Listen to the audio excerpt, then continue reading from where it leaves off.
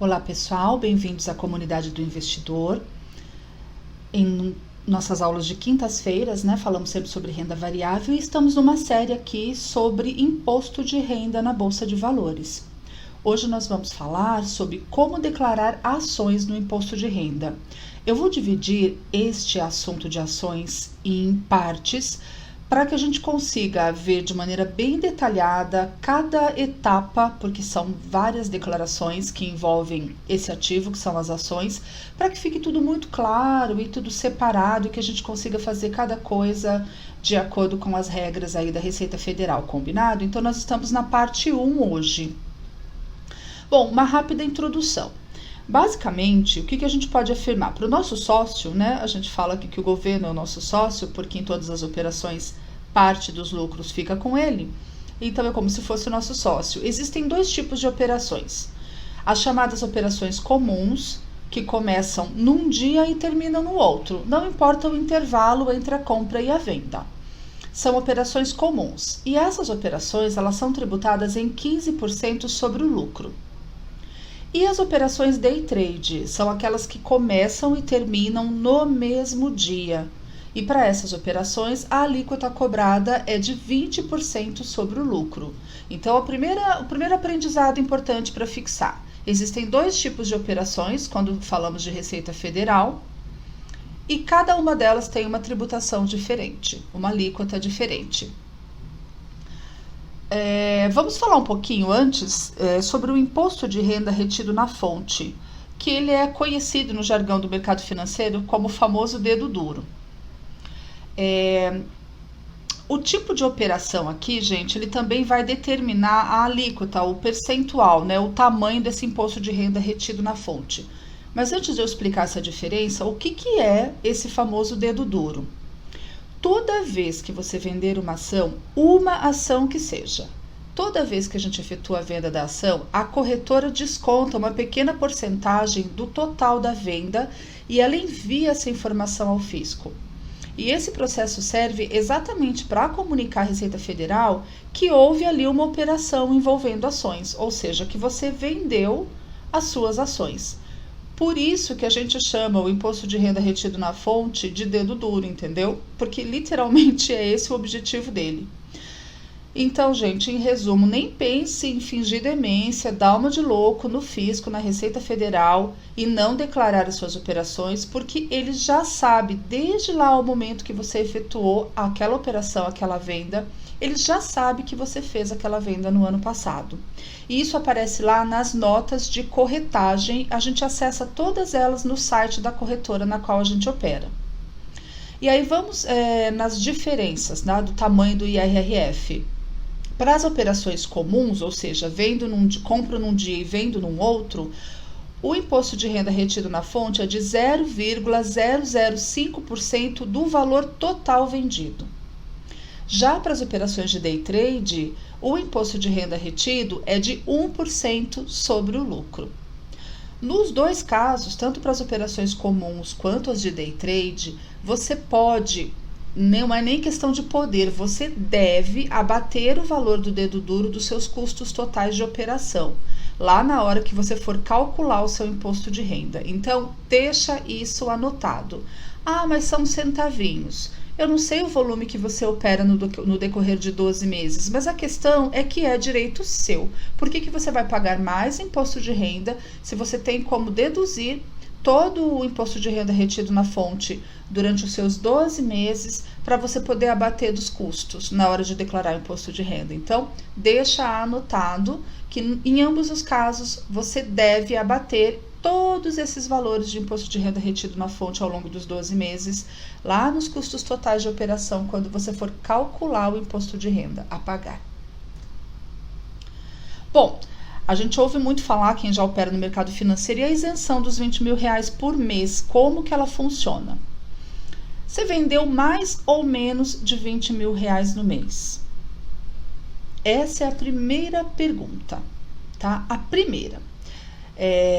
Vamos lá, antes da gente se preocupar com essa questão de 20 mil, é isento, não é isento e como funciona, você precisa responder uma pergunta muito simples. Antes da gente entrar no mérito dos 20 mil, O saldo total, prestem bem atenção, o saldo total das suas operações no mês, ele foi de lucro ou ele foi de prejuízo? Essa é a primeira pergunta que você precisa responder. Então vamos lá novamente. O saldo total das suas operações naquele mês foi de lucro ou prejuízo? E o que é esse saldo total? É a soma, né? A somatória do retorno em cada operação que você executou. Deu nó no cérebro agora? Parece que eu esclareci, mas escureceu tudo, é isso? Expliquei o que é saldo total e não fez sentido? Calma, fica aqui comigo que eu já vou desatar esse nó no próximo slide. Nada melhor, e eu sempre trabalho esse conceito aqui nas videoaulas na comunidade do investidor, de colocar exemplos práticos para que a gente faça as contas juntos, porque daí tudo clareia. É o dedo no interruptor acendendo a luz. Vamos colocar aqui uma situação hipotética. Imagine que você vendeu 1.000 ações de Petro, 600 ações de Magalu e 300 ações de Itaúsa. Aqui eu coloquei no slide os tickers, né, os códigos de cada uma delas. Essas operações você executou todas dentro do mesmo mês. Na venda que você fez de Petro, você perdeu R$3.000, vendeu no prejuízo, tá? Já com Magalu, você teve um lucro de R$1.900 e em Itaúsa você ganhou mais R$200. Como é que fica? Então, aquela teoria que eu passei no slide anterior. Saldo final do mês, como é que eu vou então calcular? Eu tive menos 3.000, que foi o meu prejuízo em Petro. Eu tive mais 1.900, que é o meu lucro em Magalu, e mais 200, que é o meu lucro em Itaúsa.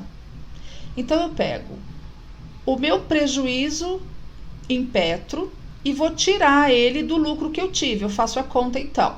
1.900 com mais 200 de lucro, eu tive R$2.100 de lucro. Só que eu tive 3.000 de prejuízo. Então, 3.000 de prejuízo menos 2.100 de lucro, no final do mês, eu estou com saldo negativo. Ou seja, eu perdi R$3.000 e ganhei 2.100. Então, o meu saldo final deste mês é um prejuízo de R$900. Nesse caso, gente, quando o mês termina em prejuízo, você só precisa anotar o valor para que você possa compensá-lo com os ganhos futuros. A única coisa que você precisa ao responder esta pergunta, então, e a resposta sendo que você fechou e naquele mês teve um saldo final no prejuízo, é que você precisa anotar esse valor para uma possível compensação com lucros futuros. Simples assim. E aí vem a segunda pergunta. Tá, então a primeira é: o meu saldo no mês foi lucro ou prejuízo? Esclarecemos. Segunda pergunta: se você encerrar o mês com lucro, a gente já entendeu no slide anterior que se o meu resultado foi prejuízo, eu vou deixar anotado para compensação futura. Agora, se eu encerrei o meu mês com lucro, que é o sonho de todo mundo, né? É o objetivo, na verdade, você precisa fazer uma segunda pergunta para você. E aqui, gente, gera muita confusão. Nós temos pessoas, eu participo de vários e vários grupos de traders, eu estou em contato com muitas pessoas que já operam na bolsa e todo ano, invariavelmente, quando está ali se aproximando a declaração de imposto de renda, vem aquele desespero e uma série de dúvidas, e este é um ponto que gera dúvida mesmo para quem já está há meses operando. Qual é essa segunda pergunta? O valor que você vendeu em ações somou mais do que 20.000? É muito importante que vocês percebam aqui que eu não perguntei o quanto você lucrou dentro daquele mês. Eu perguntei o quanto você vendeu. Se você teve lucro aí nas suas operações de 1.000%, de 1%, de 10%, para a Receita isto não faz a menor diferença. O que conta para a Receita Federal é o montante total que você vendeu. Se as suas vendas totais no mês, elas somaram até 20.000, você não precisa pagar DARF sobre o lucro. Todo o lucro das suas operações vai ser isento. Não importa o percentual e não importa o valor em reais. Ele é isento, desde que a somatória das suas vendas no mês não ultrapasse 20.000. Agora, se as suas vendas totais somaram 20.001 centavo, eu estou colocando aqui propositalmente, passou 1 centavo, está acima do teto de 20 mil. Você não tem mais o direito à isenção. Aí você precisa calcular o imposto e efetuar o pagamento da DARF. Simples assim. Não é fácil, mas é simples. Aprendi isso com um amigo essa semana, muito querido. E aqui é uma pausa para 3 avisos muito importantes. Isso também gera bastante dúvida. Gente, operações de day trade não possuem nenhum tipo de isenção. Não tem. Então, não tem nem que procurar pesquisar. Day trade eu não tenho isenção. Segundo ponto muito importante. Prejuízos com operações de day trade só podem ser compensadas com day trade. Eu não posso pegar um prejuízo que eu tive em day trade e compensar lá ali na frente, no mês seguinte, com uma de operação comum, de swing trade. Não pode. Assim como os prejuízos em operações comuns, eu também só posso compensar com operações comuns. Por isso, mais uma vez, a importância de nós termos uma planilha de controle, onde a gente tenha todas as nossas operações. São 12 meses, gente. Então, eu preciso ter todas as operações controladas para eu saber exatamente. Foi comum, foi day trade, prejuízo, lucro, quais os valores, para que a gente possa realmente declarar corretamente e pagar, se for o caso. E o terceiro ponto importante é que a Receita Federal, ela vê, né, ela acompanha, ela sabe, conhece as suas operações em ordem cronológica. Então, você só vai poder compensar um prejuízo que você teve com lucros futuros. Eu estou sendo muito clara nessa aula porque, infelizmente, né, culturalmente, a gente tem aquela coisa de dar um jeitinho.